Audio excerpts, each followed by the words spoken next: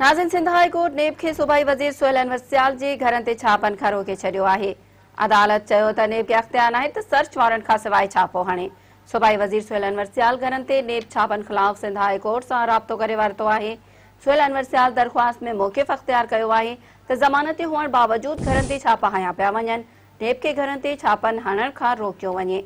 Sindh high court में सुहेल अनवर सियाल जी ज़मानत दरख़्वास्त ते ॿुधणी कंदे नेब खे घरनि ते छापा हणण खां रोके छॾियो। अदालत चयो आहे त नेब खे अख़्तियार नाहे त सर्च वारंट खां सवाइ छापो हणे।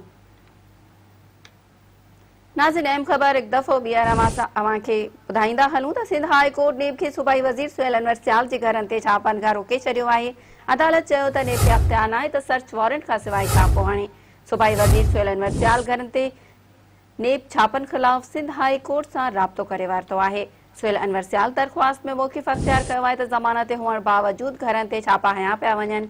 नेब खे घरनि ते छापा हणण खां रोकियो वञे। सिंध हाई कोर्ट में सुहेल अनवर सियाल जी ज़मानत दरख़्वास्त ते ॿुधणी कंदे नेब खे घरनि ते छापा हणण खां रोके छॾियो।